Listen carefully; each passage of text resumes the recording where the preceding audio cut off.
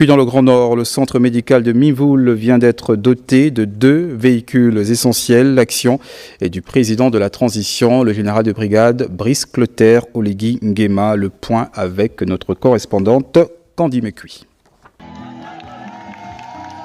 Le ministre de l'Habitat et de l'Urbanisme, Ludovic Menyendo, a officiellement remis les clés des 2 véhicules destinés au centre de santé de Mimvoul et à la mairie. Lors de son allocution, Ludovic Menyendo a souligné l'importance de ce geste qui rentre dans le cadre de la politique du président de la transition qui vise à soutenir le département du Haut-Tem.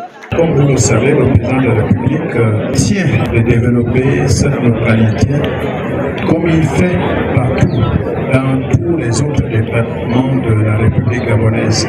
Je lui dis grandement merci parce que Mimvoul aujourd'hui a bénéficié d'une ambulance. L'ambulance qui permet de répondre de manière plus efficace aux urgences médicales et de transporter les patients dans de meilleures conditions. Nous adressons notre satisfaction et nous remercions le plus sincère au président de la République pour ce don.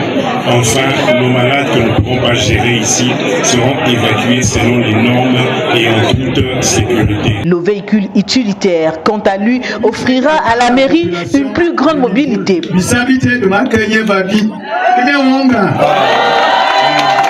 Les habitants de Mimvoul ont accueilli cette action avec enthousiasme, voyant en elle une réponse concrète à des besoins réels. En dotant la mairie et le centre de santé de Mimvoul de ces 2 véhicules, le président de la transition démontre une fois de plus son engagement à accompagner le développement des infrastructures et à soutenir les efforts locaux pour améliorer les conditions de vie des populations. Le ministre de la Culture, de la Jeunesse, des Sports et des Arts est dans le département d'Etimoué en mission pour communier avec les populations. Ce soir, nous vous proposons les étapes d'Ondimba, Ndungu et Batanga avec nos envoyés spéciaux Charles Goula et Eric Kassa. Le département d'Omboué, mobilisé pour soutenir l'action du CTRI et du gouvernement de la transition. Le docteur André-Jacques Augan, l'un des ambassadeurs, a reçu un accueil digne d'une crédibilité à Ondimba, Ndougou et Batanga. À chacune de ces étapes, les populations ont confiance à Brice Clotaire Oligui Nguema pour améliorer leur quotidien. Le villageois parle avec le cœur. Il n'est pas politicien. C'est pour dire que le haut commis se sent oublié, marginalisé. Malgré ces nombreuses richesses, à l'instar du cordonnier, le district de Ndougou demeure le canton mal chaussé. De par votre visite dans notre district, nous souhaiterons que vous soyez notre fidèle interprète auprès du chef de l'État pour voir la réalisation de nos besoins sur plusieurs plans. Le fils d'Etimoué a rassuré ses concitoyens quant à l'engagement du président de la République et du comité de transition à poser des actes concrets sans trop de discours ni de politique politicienne. Pour ce faire, un oui au prochain référendum est obligatoire pour atteindre enfin notre essor vers la félicité. Le nouveau gouvernement auquel j'appartiens, c'est un gouvernement pragmatique. Le président dit qu'il est prêt à réaliser tout ce que vous voulez. C'est pas quelqu'un qui promet et qui ne réalise pas. Vous-même, vous avez vu, le Gabon est en chantier. Il y a 2 routes. Il y a le bien et le mal. Vous choisissez quoi, le bien ou le mal? Entre le oui et le non, vous choisissez quoi?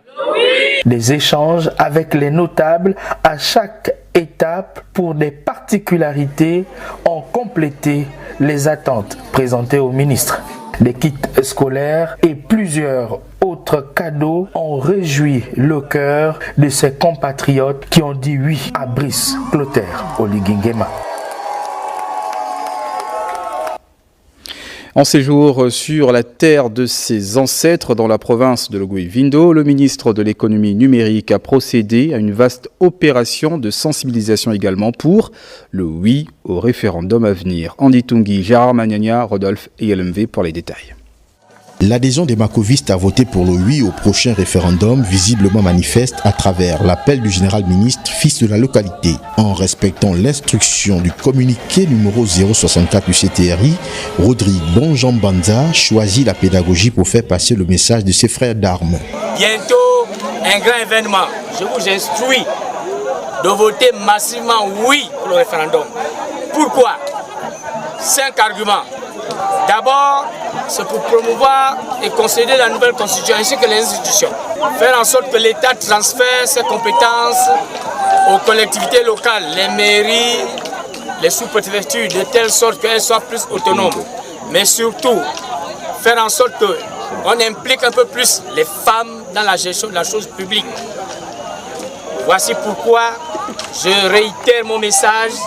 Votez massivement le oui pour le référendum et agissez ensemble. Les responsables administratifs, les notables et toutes les obédiences religieuses ont été témoins de cet événement et le membre du gouvernement à séance tenante élaboré un chronogramme d'audience afin de recueillir les préoccupations sociales des populations. Suite à l'instruction du communiqué numéro 064 par lequel le président de la transition, le chef de l'État, son excellence général Brigadir Lingema, instruit à chaque membre du gouvernement retour aux sources, c'est-à-dire un contact permanent au terroir pour être à l'écoute des doléances des populations. Et en bon militaire discipliné, j'ai obéi à cette instruction, je la mets en pratique. Je peux dire que la mobilisation était énorme.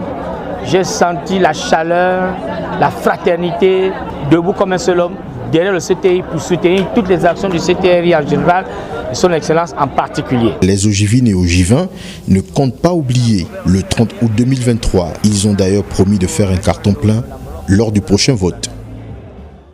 Même son de cloche dans la ville du Grand. Caravane touristique. Allons à 50 km de la ville minière de Mwanda, dans le département de l'Ekoko, plus précisément au parc de l'Ekedi, où les caravaniers, accompagnés du secrétaire général du ministère du Tourisme, ont effectué une visite afin d'observer les animaux qui y vivent, surtout les primates. Arnaud Manza, Ludovic Bitegué.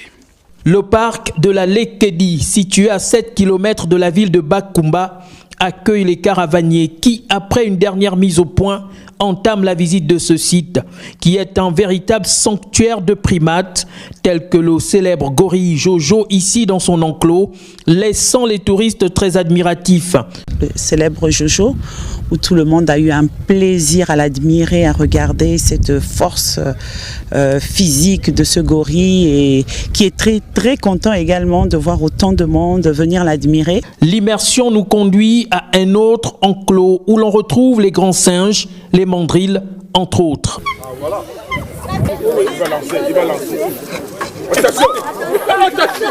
Au même endroit, on y trouve également le pont fait de câbles long de 365 mètres.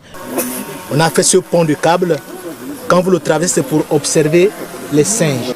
C'est la récupération des câbles qui servaient au transport des bennes du téléphérique. Bon, pour ceux qui vont à Bakumba, il y a encore des rouleaux là-bas.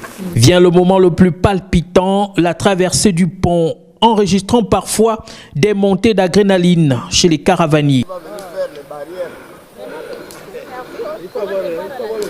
C'est vrai qu'il y a certaines vibrations de peur, mais il faut surpasser sa peur. Ça vous apprend à surpasser, à surmonter votre peur. Ce parc constitue une savane, regorge d'espèces animales diverses et protégées sur 14 000 hectares totalement clôturés.